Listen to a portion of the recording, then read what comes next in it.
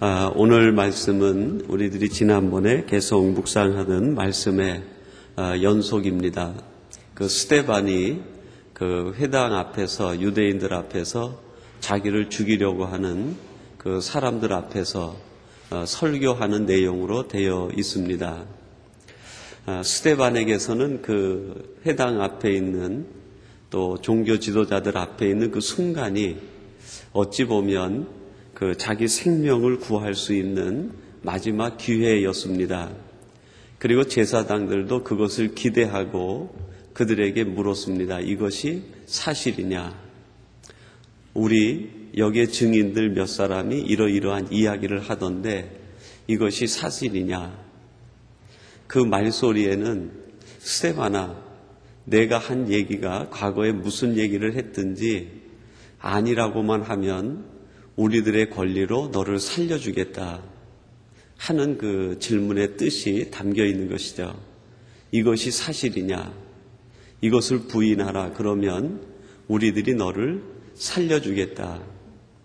근데 그 앞에서 스데반은 자기가 한 이야기에 대해서 그들에게 목숨을 구걸하기 위해서 다른 이야기를 하는 것이 아니라 하나님께서 주신 그 마지막 순간을 말씀을 선포할 수 있는 기회로 삼게 됩니다. 여러분, 이것이 어떻게 보면 우리 인생의 목적이라고도 할 수 있겠고 우리가 살아있는 이유라고도 할 수 있겠습니다. 세상 사람들은 우리에게 묻습니다. 이것이 사실이냐?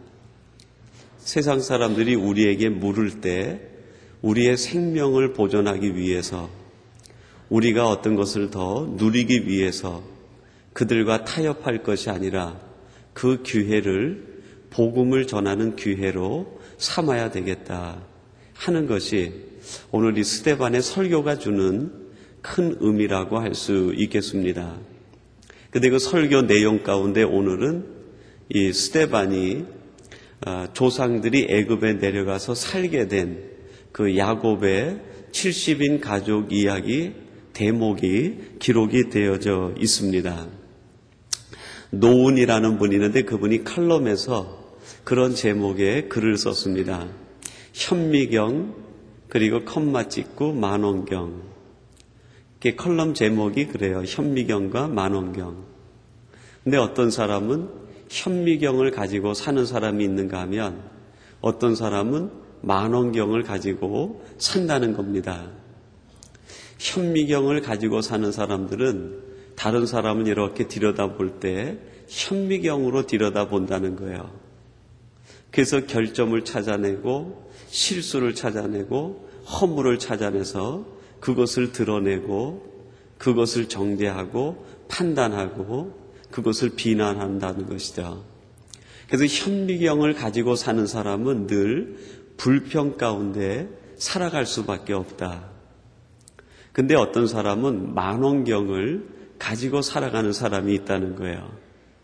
그래서 사람을 볼 때 지금은 결점이 있고 실수가 있고 허물이 있지만 그거를 보는 것이 아니라 그 너머 이 사람의 미래를 보고 하나님이 이루실 완성된 인격을 보고 이 사람을 통해서 앞으로 어떠한 일이 벌어질지 그 미래를 바라보면서 신뢰하고 끌어안고 사랑하며 사랑하는 사람이 있다는 것입니다. 그래서 노우는 이 컬럼을 쓰면서 그렇게 결론을 짓습니다. 우리는 현미경을 내려놓고 만원경을 가지고 살아가야 되겠다. 대단히 마음에 와닿는 그런 표현의 글이다 하는 생각을 했습니다. 그러면서 동시에 그 글을 보면서 이런 생각을 했어요. 현미경과 만원경을 다 내려놓을 것이 아니라 두 개를 가지되 적용을 잘해야 되겠다. 현미경을 갖고서는 내 자신을 들여다봐서 내 자신의 결점이 무엇인지, 내 자신의 실수와 허물이 무엇인지 그것을 보고 교정하고 고치며 살아야 되겠다. 그리고 만원경을 가지고는 상대방을 보고 이웃을 보고 사람을 보면서 그 미래를 보고 그 신실하게 이루어질 앞을 내다보며 끌어안고 사랑하며 살아가야 되지 않겠는가? 여러분들은 현미경과 만원경을 동시에 갖고 적용하되 잘 적용하여 그것이 주는 유익을 통해서 하나님의 미래를 바라보며 나가는 성도들이 되었으면 좋겠습니다. 오늘 본문에 나오는 그 가족은 야곱인데 야곱은 과거에 현미경 같은 사람이었습니다. 그래서 야곱은 늘 그 이름 그대로 발 뒤꿈치를 잡는 사람이었어요. 사람이 말 한마디 하면 그 말 끄트머리를 잡고 늘어지고, 사람이 행동을 하면 그 행동 뒤를 붙잡고 늘어지면서 그것을 가지고 늘 자기 이익의 수단으로 삼는 사람이죠. 한 번은 형 에서가 사냥에서 돌아왔는데 너무너무 배가 고픈 거예요. 형의 약점을 딱 보니까 형이 먹는 거에 약하거든요. 때는 이때다 싶어가지고 형하고 흥정을 합니다. 내가 팥죽을 써놨는데 이것을 줄 테니까 장자권을 내게 팔라. 어디 그것뿐입니까? 그가 바다 마람에 내려가서 그의 삼촌을 딱 보니까 삼촌도 약점이 보이는 거예요. 허물이 보이고 실수가 보이는 겁니다. 그래서 그것을 자기 이익의 도구로 변화시켜서 쓰는 거예요. 삼촌이 자꾸 나를 속이는 사람이니까 나도 속이는 사람이 돼서 이제 내가 품삯은 받지 않아도 좋을 테니까 삼촌의 양떼 무리 가운데 얼룩이 있거나 모양이 시원찮은 것들은 내 목으로 하겠습니다. 그 대신 튼튼한 것들은 다 삼촌의 목으로 하세요. 그 끄트머리를 딱 붙잡고 자기 이익의 도구로 쓰는 거예요. 어디 그것뿐입니까? 심지어는 자기가 선택한 부인을 통해서도 라헬이나 레아나 그 자기 부인들의 약점을 딱 잡고 그것을 자기 이익으로 삼는 거예요.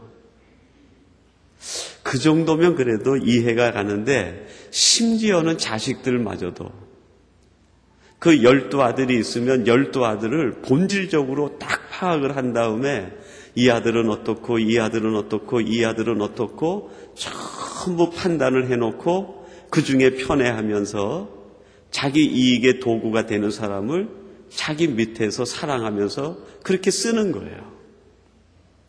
말 그대로 철저하게 야곱적인 사람.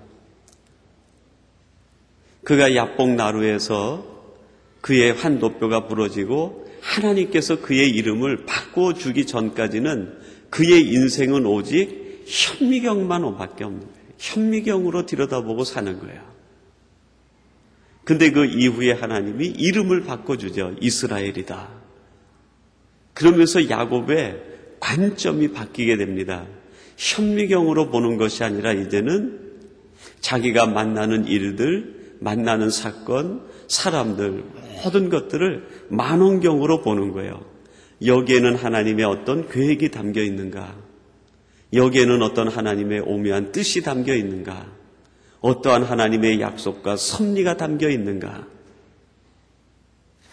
그렇게 보면서 자식들을 들여다보니까 전에는 실수투성이요 허물투성이었는데 창세기 49장에 보니까요 장자 르우벤으로부터 시작해가지고 막내 베냐민까지 축복을 하는데 그 축복 내용 속에 이전에 보았던 모습이 없어요.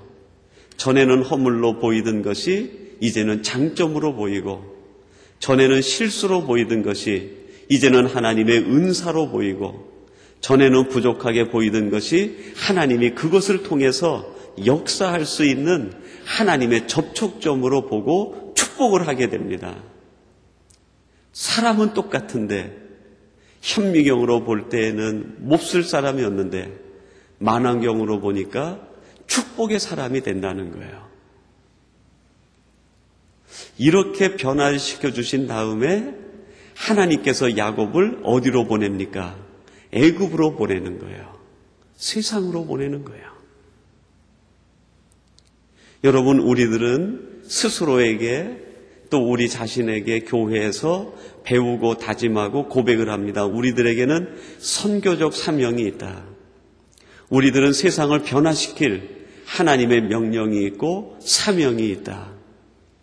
우리는 세상 속에서 빛으로 살아야 되고 소금으로 살아야 될 하나님의 사람이라고 스스로 다짐하고 고백합니다. 여러분, 그렇게 다짐하고 고백하고 세상 속으로 뛰어들어가기 전에 먼저 우리 자신의 변화가 이루어져야 돼요. 현미경으로 보던 우리의 삶의 방식을 만원경으로 볼 수 있는 삶의 패턴으로 완전히 우리 자신이 변화된 다음에 애굽으로 내려가고 세상으로 가고 우리의 삶의 현장으로 가고 사역의 현장으로 들어가야 거기에서 역사가 일어나고 거기에서 하나님의 놀라운 능력이 드러나게 되는 거예요. 우리가 가지고 있는 현미경을 가지고 세상 속으로 들어가면 세상 사람들에게 오히려 비난의 대상이 돼요. 정죄의 대상이 됩니다. 소금이 되기는커녕 맛을 잃어버린 소금이 되고 마는, 빛이 되기는커녕 어둠의 일조를 하는 사람이 되는 거예요. 우리는 변화된 만원경적인 시각으로 하나님께서 새롭게 변화시켜 주신 그 능력의 힘을 가지고 우리에게 주어진 그 땅으로 들어갈 때 비로소 하나님이 역사하시는 것을 모든 사람에게 드러낼 수 있고 하나님의 나라와 의를 드러낼 수 있는 것 아니겠습니까? 우리 자신이 먼저 변화되지 않으면 우리는 결코 우리가 있는 곳에서 하나님의 일을 한다고 하지만 우리는 오히려 하나님의 영광을 가리우는 사람이 될 수도 있습니다. 먼저 하나님께서 우리를 쓰시기 위하여 철저하게 우리를 하나님 앞에 내려놓고 변화되는 삶이 먼저 이루어져야 되리라고 생각합니다. 그 다음에 하나님께서 야곱과 그의 70인 가족을 애굽으로 내려보내게 됩니다. 그 다음부터는 하나님이 이끌어 가시면서 사용하시는 거예요. 하나님이 이쪽으로 가라면 이쪽에서 역사하고 저쪽으로 가라면 저쪽에서 역사하고 하나님께서 이끄시는 대로 하나님이 역사하시는 대로 하나님의 의의를 드러내고 뜻을 드러내며 그 땅에서 삶을 살다가 하나님이 부르실 때 후회 없이 하나님 앞에 가서 하나님을 배울 수 있게 되는 것 아니겠습니까?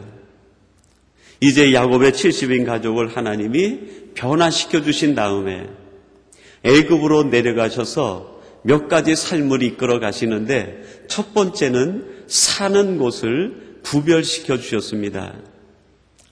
창세기 46장 36절에 보면은 이 야곱의 70인 가족이 애굽에 내려가서 살게 된 장소에 대해서 이야기를 합니다. 거기에 보면 이렇게 말씀합니다. 당신들이 고센 땅에 거하게 되리이다.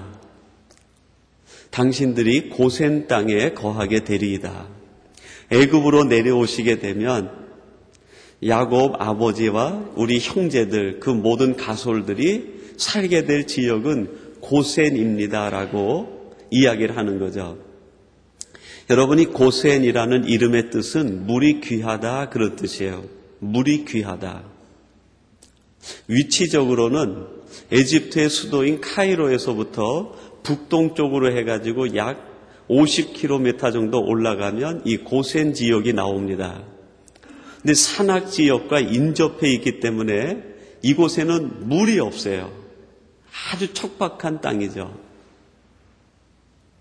하나님께서 이스라엘 백성들을 이렇게 끔찍히 사랑하는 하나님의 약속과 하나님의 계획과 섭리 가운데 애굽을 변화시키고 열방을 구원할 하나님의 민족으로 만들 백성이라고 하면 최소한 이들이 모여 살 수 있는 땅은 옥토를 주셔야 되는 것 아니겠습니까?